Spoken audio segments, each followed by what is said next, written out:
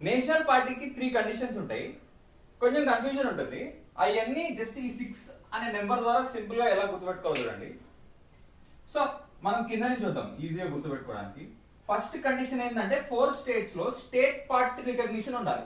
ఈ state party అనేది నేను సపరేట్ వీడియో చేస్తా, బట్ ఇట్లా గుర్తుపెట్టుకోండి 4 స్టేట్స్. ఇది ఎట్లా గుర్తుపెట్టుకుంటారు అంటే 2 స్టేట్స్ మీనింగ్ మూవీ ఉంది, ఐడియా ఉందా? 2 స్టేట్స్ ఆ మూవీని ఈ 2 6 అనుకోండి. సో ఈ కండిషన్ అయిపోయింది ఈ 6 ద్వారా, right. Next condition 2% Lok Sabha seats గెలవాలి ఆ పార్టీ ఆల్ ఇండియా వైడ్. అది కూడా ఎట్లా?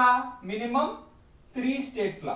2% అంటే ప్రెసెంట్ 545 కదా, అరౌండ్ 11 అయితే 11 సీట్స్ గెలవాలా అరౌండ్ 3 స్టేట్స్. ఇక్కడ 6 ఎట్లా వస్తుంది? 2 into 3, 2% into 3 స్టేట్స్ 6. ఈ 6 ద్వారా ఇది కూడా అయిపోయింది. ఫస్ట్ ఇది నెంబర్ లెక్క ఉంటాయి కానీ డైరెక్ట్ గా మనకు 6% గెలవాలా. 6% ఓట్స్ గెలవాలా. ఎప్పుడు?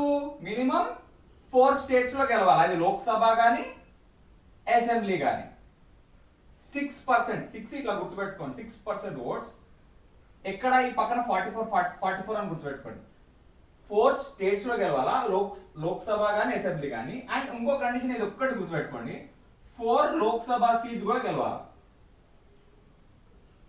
సో ఏ కండిషన్ వ్యాలిడ్ అయినా కానీ అది నేషనల్ పార్టీ అవుతుంది. ఇవన్నీ ఎట్లా గుర్తుపెట్టుకోమని చూసారా? ఒక్కటే 6 తో 4, 2 into 3 డైరెక్ట్ 6%. లేకపోతే 644 అనుకోండి ఫస్ట్ కండిషన్. 644 టైం అనుకోండి, 6:44 PM ఏదో అట్లా. ఓకే, 6:44 6 చిన్న లాజిక్ తో నేషనల్ పార్టీ డెఫినేషన్ అంతా అర్థమైపోయింది. నెక్స్ట్ వీడియోలో మనం ఏవి నేషనల్ పార్టీస్ చూద్దాం.